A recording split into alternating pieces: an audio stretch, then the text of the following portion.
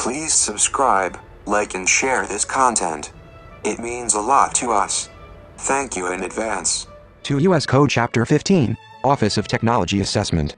To U.S. Code Paragraph 471, Congressional Findings and Declaration of Purpose. The Congress hereby finds and declares that, A. As technology continues to change and expand rapidly, its applications are, 1. Large and growing in scale, and 2. Increasingly extensive, pervasive, and critical in their impact, beneficial and adverse, on the natural and social environment. B. Therefore, it is essential that, to the fullest extent possible, the consequences of technological applications be anticipated, understood, and considered in determination of public policy on existing and emerging national problems. C. The Congress further finds that, 1. The federal agencies presently responsible directly to the Congress are not designed to provide the legislative branch with adequate and timely information, independently developed, relating to the potential impact of technological applications, and 2. The present mechanisms of the Congress do not and are not designed to provide the legislative branch with such information.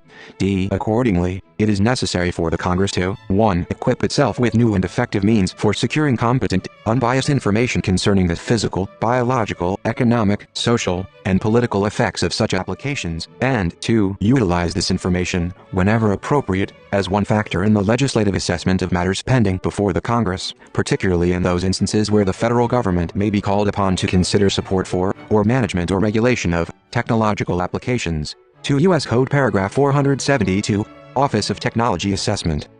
A. Creation. In accordance with the findings and declaration of purpose in Section 471 of this title, there is hereby created the Office of Technology Assessment, hereinafter referred to as the Office, which shall be within and responsible to the legislative branch of the government. B. Composition. The office shall consist of a Technology Assessment Board, hereinafter referred to as the Board, which shall formulate and promulgate the policies of the office, and a director who shall carry out such policies and administer the operations of the office. C. Functions and duties. The basic function of the office shall be to provide early indications of the probable beneficial and adverse impacts of the applications of technology and to develop other coordinate information which may assist the Congress.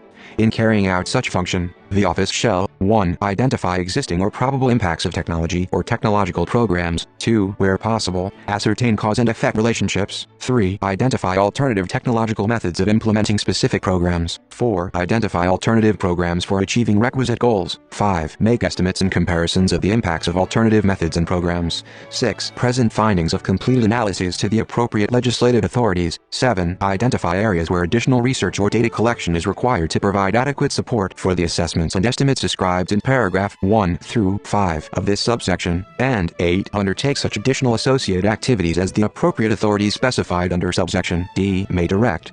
D. Initiation of assessment activities. Assessment activities undertaken by the office may be initiated upon the request of 1. The chairman of any standing, special, or select committee of either House of the Congress, or of any joint committee of the Congress, acting for himself or at the request of the ranking minority member or a majority of the committee members. 2. The board, or 3. The director, in consultation with the board. E. Availability of information. Assessments made by the office, including information, surveys, studies, reports, and findings related thereto, shall be made available to the initiating committee or other appropriate committees of the Congress. In addition, any such information, surveys, studies, reports, and findings produced by the office may be made available to the public except where, 1. To do so would violate security statutes, or 2. The board considers it necessary or advisable to withhold such information in accordance with one or more of the numbered paragraphs in Section 552b of Title V. To U.S. Code Paragraph 473, Technology Assessment Board.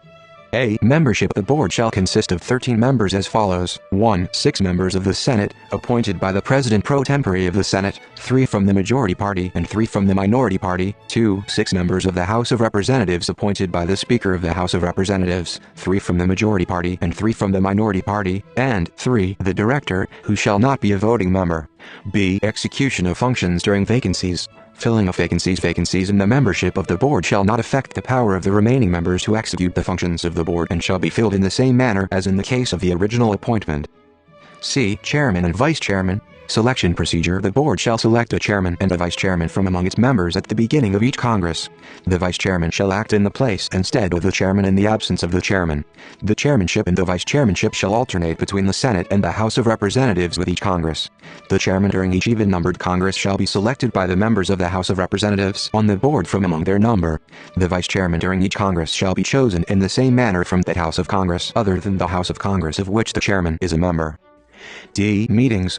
Powers of board. The board is authorized to sit and act at such places and times during the sessions, recesses, and adjourned periods of Congress, and upon a vote of a majority of its members, to require by subpoena or otherwise the attendance of such witnesses and the production of such books, papers, and documents, to administer such oaths and affirmations, to take such testimony, to procure such printing and binding, and to make such expenditures, as it deems advisable. The board may make such rules respecting its organization and procedures as it deems necessary, except that no recommendation shall be reported from the board unless a majority of the board assent. Subpoenas may be issued over the signature of the chairman of the board or of any voting member designated by him or by the board, and may be served by such person or persons as may be designated by such chairman or member. The chairman of the board or any voting member thereof may administer oaths or affirmations to witnesses. 2 U.S. Code Paragraph 474, Director of Office of Technology Assessment. A. Appointment, term, compensation. The Director of the Office of Technology Assessment shall be appointed by the Board and shall serve for a term of 6 years unless sooner removed by the Board. He shall receive basic pay at the rate provided for Level 3 of the Executive Schedule under Section 5314 of Title V. B. Powers and duties. In addition to the powers and duties vested in him by this chapter, the Director shall exercise such powers and duties as may be delegated to him by the Board. C. Deputy Director, appointment, functions, compensation. The Director may appoint with the approval of the Board, a Deputy Director who shall perform such functions as the Director may prescribe and who shall be acting Director during the absence or incapacity of the Director or in the event of a vacancy in the office of Director. The Deputy Director shall receive basic pay at the rate provided for Level 4 of the Executive Schedule under Section 5315 of Title V.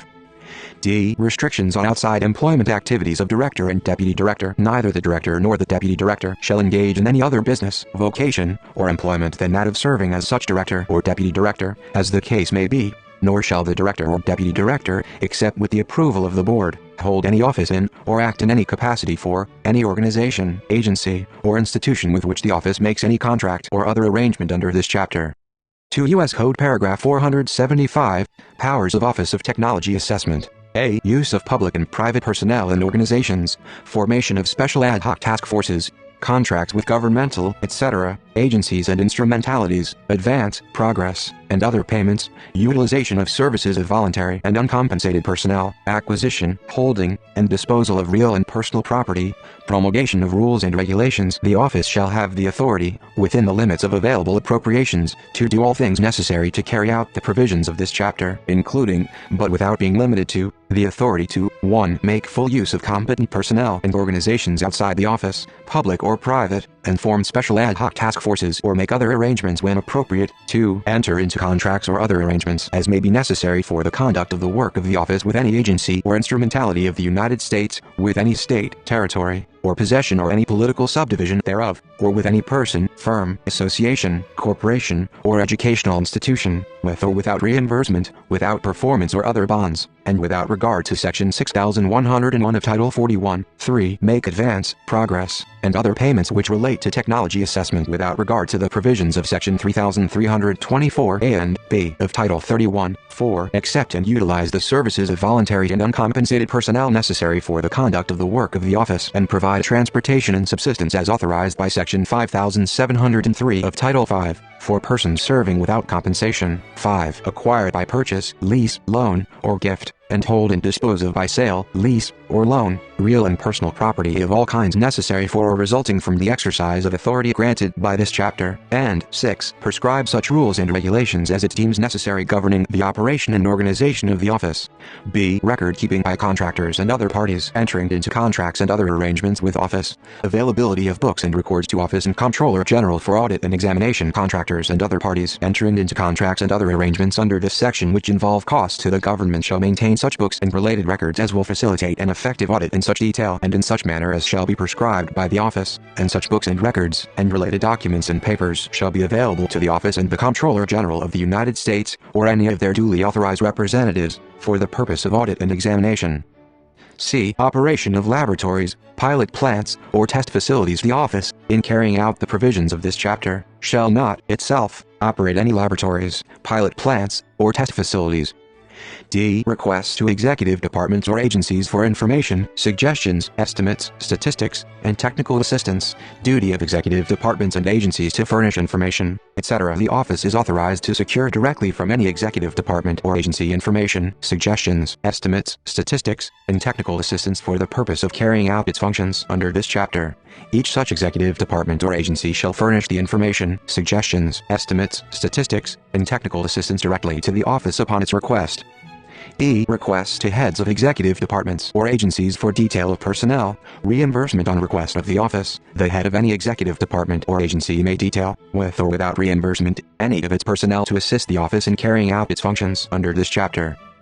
Appointment and compensation of personnel. The director shall, in accordance with such policies as the board shall prescribe, appoint and fix the compensation of such personnel as may be necessary to carry out the provisions of this chapter. 2 U.S. Code Paragraph 476, Technology Assessment Advisory Council. Establishment. Composition. The office shall establish a Technology Assessment Advisory Council, hereinafter referred to as the Council. The Council shall be composed of the following 12 members: 1. 10 members from the public, to be appointed by the board, who shall be persons eminent in one or more fields of the physical, biological, or social sciences or engineering or experienced in the administration of technological activities, or who may be judge qualified on the basis of contributions made to educational or public activities. 2. The Comptroller General, and 3. The Director of the Congressional Research Service of the Library of Congress. Duties. The Council, upon request by the Board, shall 1. Review and make recommendations to the Board on activities undertaken by the office or on the initiation thereof in accordance with Section 472D of this title. 2. Review and make recommendations to the Board on the findings of any assessment made by or for the office. And 3. Undertake such additional related tasks as the Board may direct. C. Chairman and Vice Chairman. Election by Council from members appointed from public. Terms and conditions of service. The Council by majority vote shall elect from its members appointed under subsection A1 of this section a chairman and a vice chairman, who shall serve for such time and under such conditions as the Council may prescribe.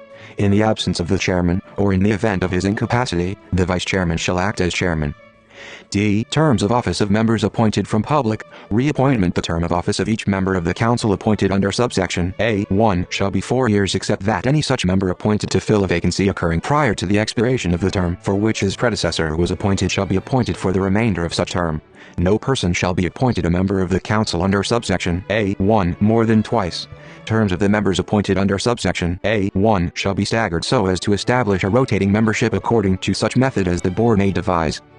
Payment to Comptroller General and Director of Congressional Research Service of travel and other necessary expenses. Payment to members appointed from public of compensation and reimbursement for travel, subsistence, and other necessary expenses. 1. The members of the Council other than those appointed under subsection A1 shall receive no pay for their services as members of the Council, but shall be allowed necessary travel expenses, or, in the alternative, mileage for use of privately owned vehicles and payments when traveling on official business at not to exceed the payment prescribed in regulations implementing Section 5702 and N. 5704 of Title V, and other necessary expenses incurred by them in the performance of duties vested in the Council, without regard to the provisions of Subchapter 1 of Chapter 57 and Section 5731 of Title V, and regulations promulgated thereunder. 2. The members of the Council appointed under subsection A1 shall receive compensation for each day engaged in the actual performance of duties vested in the Council at rates of pay not in excess of the daily equivalent of the highest rate of basic pay set forth in the general schedule of Section 5332A of Title V, and in addition shall be reimbursed for travel, subsistence, and other necessary expenses in the manner provided for other members of the Council under paragraph 1 of this subsection. 2 U.S. Code Paragraph 477, Utilization of Services of Library of Congress. Authority of librarian to make available services and assistance of Congressional Research Service to carry out the objectives of this chapter. The Librarian of Congress is authorized to make available to the office such services and assistance of the Congressional Research Service as may be appropriate and feasible. Scope of services and assistance. Such services and assistance made available to the office shall include, but not be limited to, all of the services and assistance which the Congressional Research Service is otherwise authorized to provide to the Congress. C. Services or responsibilities performed by Congressional Research Service for Congress not altered or modified. Authority of librarian to establish within Congressional Research Service additional divisions, etc. Nothing in this section shall alter or modify any services or responsibilities, other than those performed for the office, which the Congressional Research Service under law performs for or on behalf of the Congress. The librarian is, however, authorized to establish within the Congressional Research Service such additional divisions, groups, or other organizational entities as may be necessary to carry out the purpose of this chapter. D. Reimbursement for services and assistance made available to the office by the Congressional Research Service in accordance with this section may be provided with or without reimbursement from funds of the office, as agreed upon by the Board and the Librarian of Congress. 2 U.S. Code Paragraph 478, Utilization of the Government Accountability Office. A. Authority of Government Accountability Office to furnish financial and administrative services, including those related to budgeting, accounting, financial reporting, personnel, and procurement, and such other services as may be appropriate shall be provided the office by the Government Accountability Office. B. Scope of services and assistance. Such services and assistance to the office shall include, but not be limited to, all of the services and assistance which the Government Accountability Office is otherwise authorized to provide to the Congress. C. Services or responsibilities performed by Government Accountability Office for Congress not altered or modified. Nothing in this section shall alter or modify any services or responsibilities, other than those performed for the office, which the Government Accountability Office under law performs for or on behalf of the Congress. D. Reimbursement for services and assistance made available to the office by the Government Accountability Office in accordance with this section may be provided with or without reimbursement from funds of the office, as agreed upon by the Board and the Comptroller General. 2 U.S. Code Paragraph 479, Coordination of Activities with National Science Foundation. The office shall maintain a continuing liaison with the National Science Foundation with respect to 1. Grants and contracts formulated or activated by the Foundation which are for purposes of technology assessment, and 2. The promotion of coordination in areas of technology assessment, and the avoidance of unnecessary duplication or overlapping of research activities in the development of technology assessment techniques and programs. 2 U.S. Code Paragraph 481, Authorization of appropriations, availability of appropriations. A. To enable the office to carry out its powers and duties, there is hereby authorized to be appropriated to the office, out of any money in the Treasury not otherwise appropriated, not to exceed $5 million in the aggregate for the 2 fiscal years ending June 30, 1973, and June 30, 1974, and thereafter such sums as may be necessary. B. Appropriations made pursuant to the authority provided in subsection A shall remain available for obligation, for expenditure, or for obligation and expenditure for such period or periods as may be specified in the act making such appropriations.